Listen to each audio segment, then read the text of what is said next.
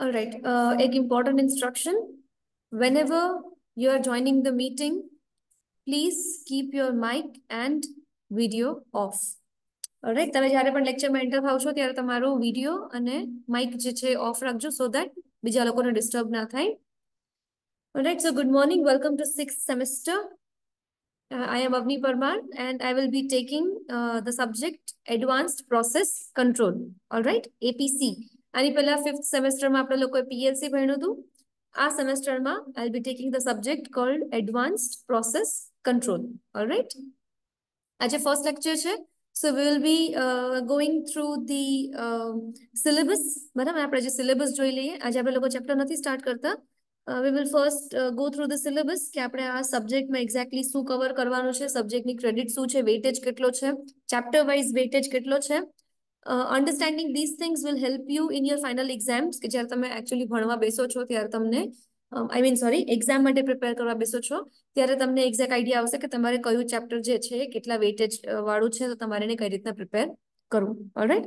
Syllabus જે છે હું તમારા ગ્રુપમાં એકવાર નાખી દઈશ. Material I have already uploaded. I hope બધા લોકોએ ડાઉનલોડ કરી લીધું હોય મટીરિયલ. ઓલરાઈટ. 5 ચેપ્ટર જે છે એ મેં 5 ચેપ્ટર અપલોડ કરી દીધા છે.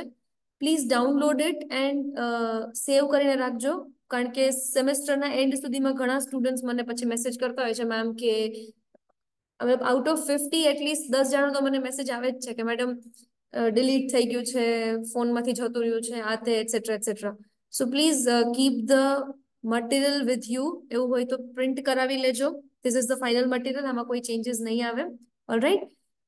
લેબ મેન્યુઅલ બી મેં તમને લોકોને ઓલરેડી અપલોડ કરી દીધી છે. Take a print out of it. હમણાં ના કરતા પછી પ્રિન્ટ આઉટ લેજો જેમ હું કહેતી જાઉં એવી રીતના. Alright. Okay. So let us first go through the syllabus. Subject code is 4361703. Advanced Process Control. બરાબર. Subject code છે 4361703. Yes. Subject in credit છે 4, which means the overall total marks are 150. All right. 30 marks midsem, 70 marks university exam. Practical marks જે છે external assessment 25 marks and જે કોલેજમાંથી જે internal marks અપાતા હોય છે એ 25. ઓલરાઈટ. આ છે એનું માર્ક્સનું ડિસ્ટ્રીબ્યુશન.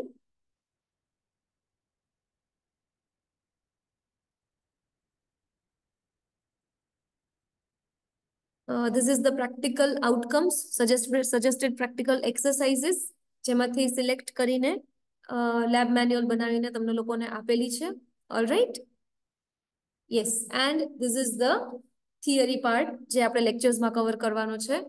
પેલું જે હતું એ લેબ મેન્યુઅલ વાળું હતું and this is the theory portion જે આપણે લેક્ચર્સમાં કવર કરશું. Basically, we have 5 chapters. The entire syllabus is divided into 5 chapters. બરાબર. હવે પ્રોસેસ કંટ્રોલ જે ટર્મ છે એ તમે લોકો આઈ થિંક ફર્સ્ટ સેમેસ્ટરથી ભણતા આવો છો. બરાબર. ફર્સ્ટ સેમેસ્ટરમાં એક્ઝામ સબ્જેક્ટ આવે છે FOICE, that is fundamentals of instrumentation and control engineering. બરાબર. આ સબ્જેક્ટ આવ્યો ત્યારથી તમે લોકો પ્રોસેસ અને પ્રોસેસ કંટ્રોલ આ બંને વર્ડ જે છે જોયા જ હશે ક્યાંક ને ક્યાંક. બરાબર. In the 4th semester, you had a particular subject called CIS, Control Instrumentation System. એ સબ્જેક્ટની અંદર પણ તમે લોકો પ્રોસેસ કંટ્રોલ જે છે એ ક્યાંક ને ક્યાંક તમે લોકોએ જોયું જશે, ભણ્યું જશે. બરાબર. Then we had another subject called EPI. એમાં પણ ભલે એક્ઝેક્ટ પ્રોસેસ કંટ્રોલ નહોતું આવતું પણ એમાં આપણે જે કંટ્રોલર્સ વિશે ભણેલા 3rd સેમેસ્ટરમાં કંટ્રોલર્સ જે આપણે લોકો ભણ્યા હતા PID કંટ્રોલર. બરાબર. તેમાં બી ક્યાંક ને ક્યાંક પ્રોસેસ અને પ્રોસેસ કંટ્રોલ આ બંને ટર્મ્સ જે છે એ યુઝ થયેલા. ઓલરાઈટ. સો એડવાન્સ પ્રોસેસ કંટ્રોલ આ જે ચેપ્ટર જે છે એ આપણે આની પહેલા જે બધું છૂટું છવાયું પ્રોસેસ રિલેટેડ અમુક વસ્તુઓ જે તમે ભણેલા હવે એ બધાનું એક ભેગું કરીને કે ભાઈ પ્રોસેસ કંટ્રોલ એક્ઝેક્ટલી કઈ રીતના કરવામાં આવે છે એની જે ટેકનિક્સ જે છે બરાબર એના વિશે આપણે થોડુંક હવે ડિટેલમાં ભણવાનું છે આ ચેપ્ટરમાં. Alright. Yes, so the first chapter will be Introduction to Process Control. Now this is a very basic kind of chapter કે જેમાં process control શું છે બધી basic definitions cover થઈ જશે. બરાબર. પ્રોસેસને લગતી જેટલી પણ basic definitions છે એ બધી આપણે આમાં ભણશું. Concept, definition and types of process evolution off process control. ઇન્ડસ્ટ્રીમાં જ્યારે કોઈ પણ પ્રોડક્ટ મેન્યુફેક્ચર કરવામાં આવે છે, the ultimate goal is to produce something from the raw material. બરાબર છે, રો મટીરિયલ તમારી પાસે અવેલેબલ છે, એનીથિંગ, કોઈ પણ વસ્તુની પ્લાન્ટ હોય, કોઈ પણ વસ્તુનું મેન્યુફેક્ચરિંગ યુનિટ હોય. બરાબર, તો અહીંયા અલ્ટિમેટ ગોલ શું હોય છે કે એને given certain period of time તમને સર્ટેન અમાઉન્ટમાં અમુક વસ્તુઓને જે છે મેન્યુફેક્ચર કરવાની છે. બરાબર, પ્રોડ્યુસ કરવાની છે with a certain level of accuracy and quality, right? બે ટર્મ્સ આવે છે ને, quality and quantity.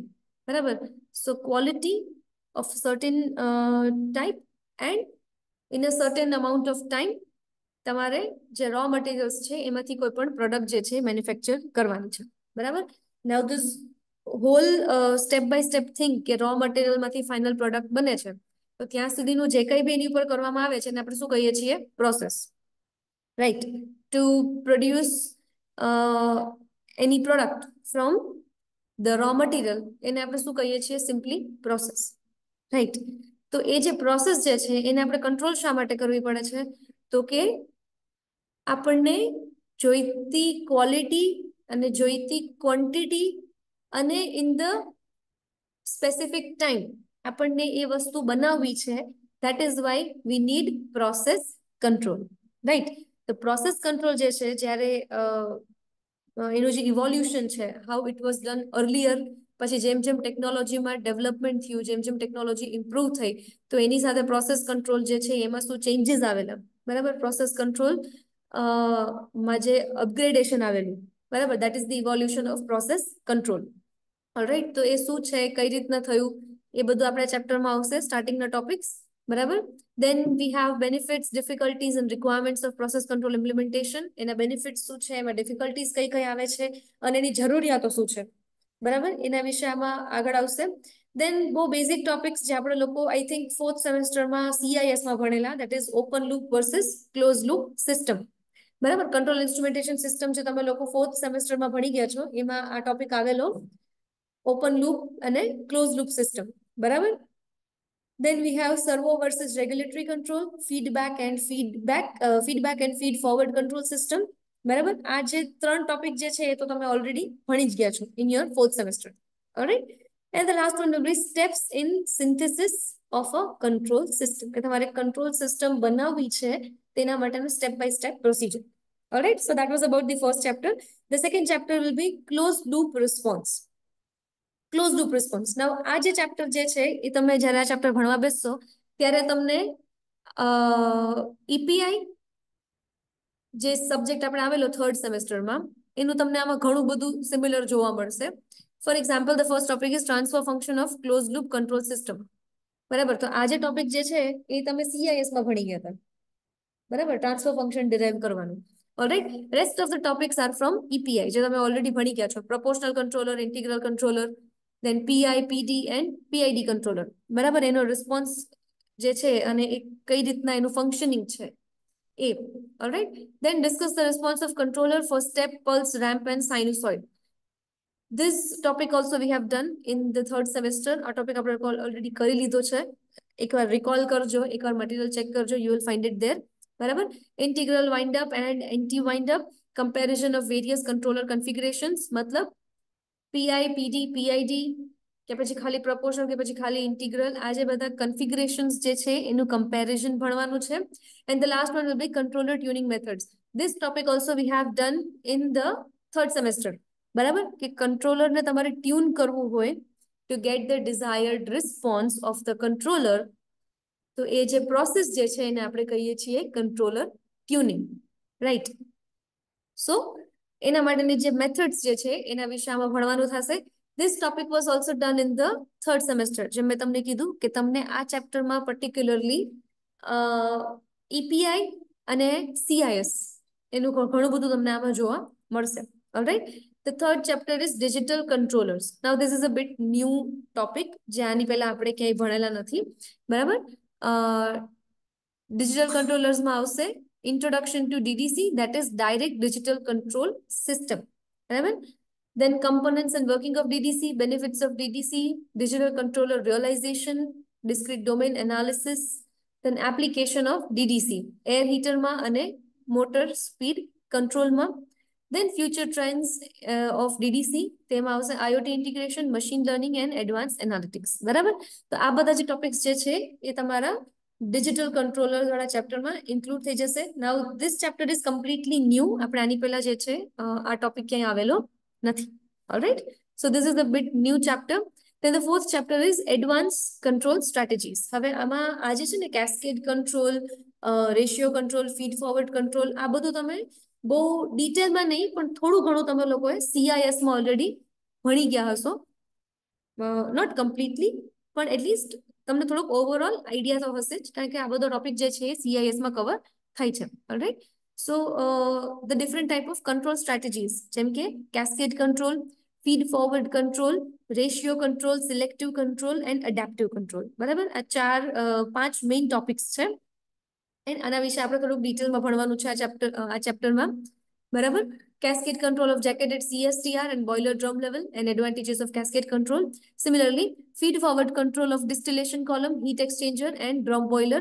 Again, an advantage and a disadvantage. Then ratio control. Then selective control માં આવશે override control, protection of a drum boiler, protection of steam distributed system and prevention of flooding in distillation column, split range control. આટલું selective control માં આવશે. Then the last topic will be adaptive control.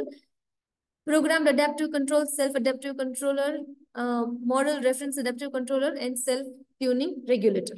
All right, so આટલા topics જે છે આવશે તમારે advance controlling સ્ટ્રેટેજીઝમાં. Again કહું છું કે તમને આનું થોડું ઘણું ઓવરવ્યૂ જેવું from CIS you might be knowing. હવે આ ચેપ્ટરમાં આપણે થોડુંક ડિટેલમાં ભણવાનું છે. And the last chapter is introduction to neural fuzzy system. Alright, artificial neural network ANN. બરાબર, એના વિશે આપણે ચેપ્ટર ભણવાનું થશે. This is again a new thing જે આપણે આજ સુધી ક્યાંય ભણ્યા નથી. Then perception model for ANN, classification of ANN, then introduction to fuzzy logic. Then there is a comparison of crisp versus fuzzy logic. Then another comparison between fuzzy logic versus probability and application of fuzzy logic and ANN. બરાબર, આ પાંચ chapter જે છે એમાંથી almost 3 chapter એવા છે કે જેમાં તમને થોડુંક જૂનું જે છે તમારા સિલેબસનું, તમારા જૂના સબ્જેક્ટ્સનું તમને થોડુંક આમાં જોવા મળશે. And the rest two are completely new. Alright, this is the marks distribution of all chapters. The first chapter, introduction to process control, એ 10 માર્કનું છે. Second chapter close loop response, જે પેલું PID કંટ્રોલર વાળું હતું, એ 12 માર્કનું છે. The third chapter, digital controllers, DDC system વાળું જે હતું એ 14 માર્કનું છે. And the fourth chapter, જે આ ચેપ્ટર છે ફીડ ફોરવર્ડ ફીડબેક વાળું, કેસ્કેડ કંટ્રોલ ને આ બધું, આ ચેપ્ટર જે છે એ 24 માર્ક્સનું છે. મેક્સિમમ માર્ક્સ જે છે આ ચેપ્ટરના છે. Alright, and the last chapter is again of 10 marks. Alright, so this is the marks distribution. બધા ચેપ્ટરનું વેઇટેજ ડિફરન્ટ છે. બરાબર, ફોર્થ ચેપ્ટર જે છે એ 24 માર્કનું છે, એટલે સૌથી વધારે માર્ક એ ચેપ્ટરના છે. મેજોરિટી પોર્શન્સ આ સબ્જેક્ટમાં થિયરી જ છે, એટલે આમ વાંધો નહીં આવે. And as I have already told you that there are 3 chapters છે તમારા જૂના સબ્જેક્ટ્સમાંથી તમને થોડું ઘણું આઈડિયા એનો આવશે. ઓલરાઈટ, બટ અગેન કહું છું, હરેક સેમેસ્ટરમાં કહું છું કે તમારે સ્ટાર્ટિંગથી થોડીક પ્રિપરેશન રાખવી પડશે, તો તમને લોકોને લાસ્ટમાં વાંધો આવે નહીં. બીકોઝ લાસ્ટમાં તમે પ્રિપરેશન કરવા બેસશો તો શું થઈ જશે, બધું મિક્સ થઈ જશે. Alright, so don't do that. અત્યારથી થોડું થોડું કરવા માંડજો. બહુ ડિફિકલ્ટ નથી કઈ સબ્જેક્ટમાં, but you have to start preparing. All right.